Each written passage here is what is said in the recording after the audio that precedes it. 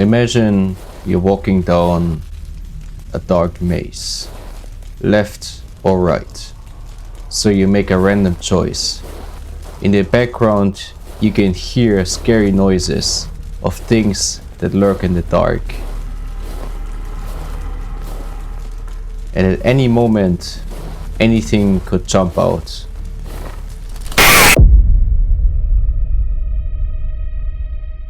What's up, guys? So right now I'm building this maze game right here. And my goal is to make this game go viral until April.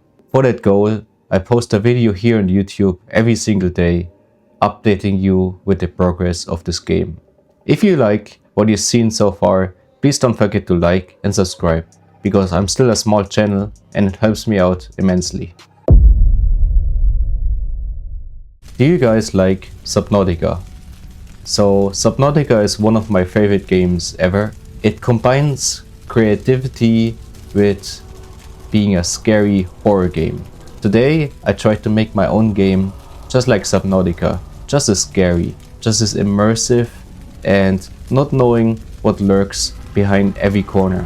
And there are three things that I put inside my own game that will create this Subnautica effect, so keep on watching. But before that, let me recap everything so far. So right now I'm building this maze game, and the whole concept is kind of like indie horror game, pixel art, anime style. So once you press start on the game, right now it starts with this anime girl here, which I draw myself in Clip Studio Paint. This is basically you. You're the hero, you're this girl, you go to the maze. And this is your body, this is your fat cat friend, and he is kind of like your supporter, and he tells you how to play the game. So once you go into the game, you got this torch here, which is the only source of lightning. So this sword is actually pretty useless. Just like in Subnautica, you cannot really like defeat the enemies. Once an enemy finds you, they're gonna jump scare you no matter what, because they're just faster than you. Even if you like are really fast with the sword, it doesn't matter. And your goal in this maze is to reach this tower here. This is the tower of the Demon Lord. And this is your main objective. This tower is in the middle of the maze. You have to walk through this maze and you will encounter all kinds of creatures. Once a spider catches you, it jump scares you. Jumps on your face, kind of like a face hugger in Aliens. And it drains your hearts. You can see the hearts in the top left corner. So today I tried to make this game even more scary. In my opinion, what makes Subnautica scary is three main things. So the first thing that makes it scary, that you cannot see anything. The deeper you go in Subnautica, the less you actually see of the game. So the way I recreated this in my own game, first of all, the torch actually right now goes out. So you only have 10 minutes. After 10 minutes, the torch completely dies. And during these 10 minutes, the torch actually becomes darker and darker and darker. Just like this. You can see the torch right now goes out. And now we're in the dark with the monsters. The other thing I added is right now the torch flickers a bit. So you can see when we look at this wall, the torch flickers. And sometimes the flickering is very dark and sometimes it's very light. This adds even more suspense to the game, because it's even more hard to actually see where you're going. So I don't know what I will encounter, because I cannot see anything. So the next thing that I think makes Subnautica very scary is the immersiveness. Wherever you go in Subnautica, you hear sounds in the distance. So what I made for my game, I made this scary noise manager. And I made 3 scary background soundtracks. This could be anything from like scary sounds to knocks to like evil laughter. I down-pitched it to 0.3 and I made the scary noise manager, which plays these 3 clips randomly, and it has random pauses in between.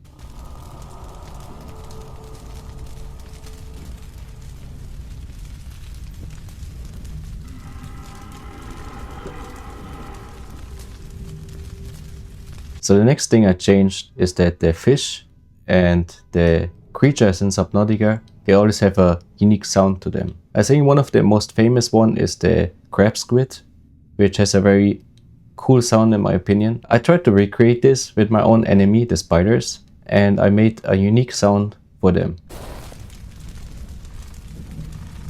Maybe you can hear it a little bit.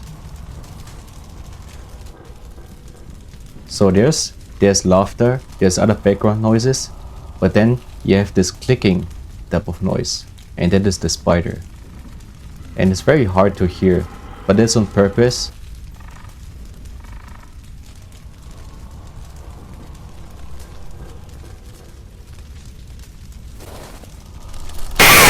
Another thing I added is when the spider comes toward you, there's actually a sound for the legs. Imagine like a huntsman spider on the ground having many legs and just coming to you very fast. And imagine the sound that the spider makes. So in real life, of course, there's no sound, but for my game, I wanted to make this same scary type of effect. So I added a crawling noise when the spider actually chases you. It's this sound over here. But that was the video for the day. So I would say for the last section of this video, let's play the game one more time.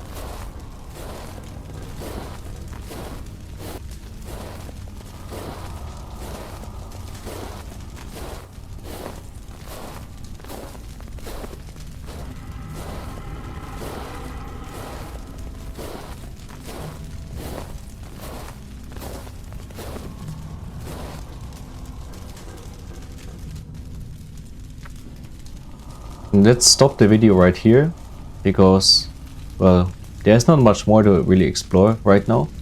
So I ask you to subscribe so you can actually keep up with the future updates of this game. Bye.